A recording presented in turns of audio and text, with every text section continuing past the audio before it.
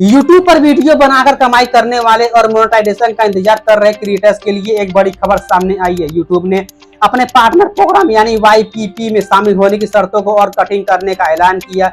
ये बदलाव 1 फरवरी 2027 से लागू होने वाले हैं और इसका सबसे ज्यादा असर उन नए क्रिएटर्स पर पड़ेगा जो अभी YouTube से विज्ञापन के जरिए कमाई शुरू करना चाहते हैं। अभी YouTube पर विज्ञापन से कमाई शुरू करने के लिए समान तौर पर क्रिएटर को कम से कम 1000 सब्सक्राइबर और पिछले 12 महीनों में 4000 घंटे का वॉलिड पब्लिक वॉच टाइम पूरा करना होता है। शॉर्ट क्रिएटर्स के लिए दूसरा रास्ता पिछले 90 दिनों में 1 करोड़ यानी 10 million valid public short views का है। लेकिन 1 फरवरी 2027 से नए एप्लीकेंट के लिए ये आंकड़े बढ़ाए जा रहे हैं। नए नियम के अनुसार क्रिएटर्स को 1 करोड़ सब्सक्राइबर के साथ या तो पिछले 365 दिनों में 8000 घंटे का क्वालिफाइड वॉच टाइम पूरा करना होगा या पिछले 90 दिनों में 2 करोड़ यानी 20 मिलियन क्वालिफाइड शॉर्ट व्यूज हासिल करने होंगे। यानी लॉन्ग फॉर्म वीडियो के मामले में वॉच टाइम की आवश्यकता दोगुनी हो रही है और शॉर्ट के मामले में व्यूज की आवश्यकता भी दोगुनी हो जाएगी। फिलहाल उपलब्ध घोषणा के अनुसार सब्सक्राइबर की न्यूनतम सीमा 1000 ही रहेगी। बड़ा बदलाव वॉच आवर्स और शॉर्ट व्यूज की शर्तों में किया जा रहा है। इसका मतलब यह है कि सिर्फ 1000 सब्सक्राइबर पूरा कर लेना अपर्याप्त नहीं होगा। क्रिएटर को लगातार ऑडियंस तक पहुंच बनानी होगी और पर्याप्त वॉच टाइम या शॉर्ट व्यूज हासिल करने होंगे। इसका अर्थ है कि केवल 1-2 वीडियो वायरल शॉर्ट के भरोसे मोनेटाइजेशन हासिल कर लेना पहले की तुलना में कठिन हो सकता है। क्रिएटर्स को लगातार अच्छे शॉर्ट बनाने होंगे और ऑडियंस अटेंशन तथा एंगेजमेंट पर ज्यादा ध्यान देना होगा। यूट्यूब का उद्देश्य भी ऐसे क्रिएटर्स को प्राथमिकता देना है जो लगातार दर्शकों के लिए उपयोगी और एंगेजमेंट कंटेंट तैयार करते हैं।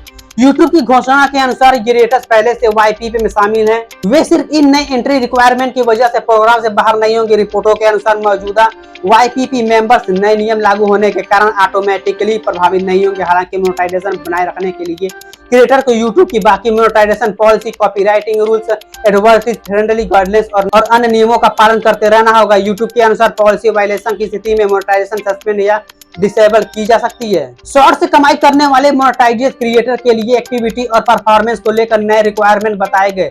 रिपोर्टों के अनुसार शॉर्ट क्रिएटर्स पूल से अर्निंग जारी रखने के लिए क्रिएटर्स को 90 दिनों में 10 मिलियन शॉर्ट व्यूज बनाने रखने की शर्त हो सकती है। हालांकि इस थ्रेशोल्ड से नीचे जाने का मतलब अपने आप YPP से बाहर नहीं बताया गया है। इसलिए शॉर्ट क्रिएटर्स को सिर्फ एक सब्सक्राइबर बढ़ाने के बजाय लगातार व्यूज और ऑडियंस और एंगेजमेंट पर ध्यान देना होगा। इसलिए 2027 में मोनेटाइजेशन हासिल करने की तैयारी कर रहे क्रिएटर्स को क्वांटिटी से ज्यादा क्वालिटी पर ध्यान देना जरूरी होगा। आजकल बहुत से ज्यादा यूट्यूबर्स AI की मदद से स्क्रिप्ट, वॉइस ओवर, इमेज और वीडियो तैयार कर रहे हैं। ऐसे में यह सवाल भी महत्वपूर्ण है, क्या AI से बनाया गया कंटेंट मोनेटाइजेशन होगा या नहीं। देखिए, YouTube की क्रिएटर गाइडेंस के अनुसार AI का इस्तेमाल अपने आप मोनेटाइजेशन वायलेशन नहीं है। AI टूल्स का इस्तेमाल स्टोरी लिंक को बेहतर बनाने के लिए किया जा सकता है, लेकिन कंटेंट को YouTube की मोनेटाइजेशन पॉलिसी का पालन करना होगा।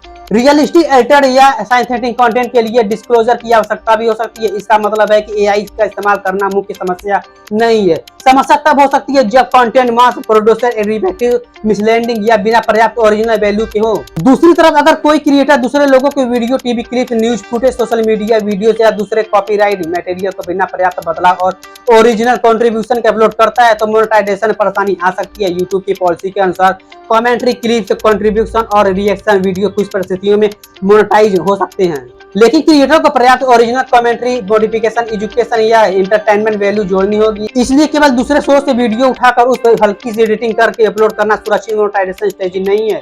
वहीं अगर आपका चैनल अभी मोनेटाइज नहीं है और आप 2027 से पहले YPP में जाने की तैयारी कर रहे हैं तो सबसे जरूरी है कि आप अपने चैनल की स्ट्रेटजी को अभी से मजबूत करें। सबसे पहले एक स्पष्ट निश चुनें।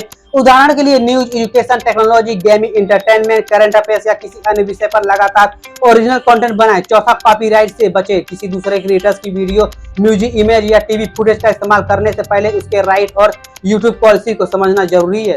अगर कोई क्रिएटर मौजूदा एलिजिबिलिटी रिक्वायरमेंट पूरी करता है तो उसके लिए 1 फरवरी 2027 से पहले YPP के लिए अप्लाई करना महत्वपूर्ण हो सकता है, लेकिन इसका मतलब यह नहीं कि सिर्फ जल्दी एप्लीकेशन करने के हर चैनल ऑटोमेटिकली मोनेटाइज हो जाएगा। YouTube चैनल की एलिजिबिलिटी के साथ साथ कंटेंट की original, copywriting, complaints, commentary, guidelines और मोनेटाइजेशन पॉलिसी को भी देखता है। इसलिए क्रिएटर्स को केवल नंबर पूरे करने के बजाय चैनल की ओवरऑल क्वालिटी पर काम करना होगा। रिपोर्टों के अनुसार YouTube पार्टनर प्रोग्राम में पहले से शामिल क्रिएटर्स को नए टर्म स्वीकार करने के लिए 31 जनवरी 2027 तक समय सीमा दी गई है। इसलिए एक्साइटिंग मोनेटाइज क्रिएटर को YouTube स्टूडियो और अपने साफ शब्दों में कहें तो 1 फरवरी 2027 से YouTube मोनेटाइजेशन का रास्ता नए क्रिएटर्स के लिए पहले से कठिन हो जा रहा है। 1000 सब्सक्राइबर की शर्त बरकरार रहेगी, लेकिन इसके साथ लॉन्ग फॉर्म क्रिएटर्स के लिए 4000 से 8000 घंटे और शॉर्ट क्रिएटर्स के लिए 10 मिलियन से 20 मिलियन क्वालिफाइड व्यूज की आवश्यकता होगी। इस बदलाव का सीधा संदेश है कि YouTube अब केवल सब्सक्राइबर काउंट या अचानक वीडियो वायरल होने की बजाय लगातार ऑडियंस एंगेजमेंट और क्वालिटी कंटेंट को ज्यादा महत्व देना चाहता है। अगर आप YouTube पर अपना करियर बनाना चाहते हैं तो अभी से ओरिजिनल कंटेंट, बेहतर एडिटिंग, मजबूत प्रेजेंटेशन, ऑडियंस रिटेंशन और नियमित अपलोड पर ध्यान देना सबसे सही रणनीति होगी। साथ ही AI का इस्तेमाल करते समय भी कंटेंट में अपनी ओरिजिनल वैल्यू जरूर जोड़े और कॉपीराइटिंग द्वारा YouTube मोनेटाइजेशन पॉलिसी का ध्यान रखें। अगर वीडियो अच्छी लगे तो हमारे चैनल सब्सक्राइब करना, वीडियो को शेयर करना बिल्कुल भी ना भूलिए।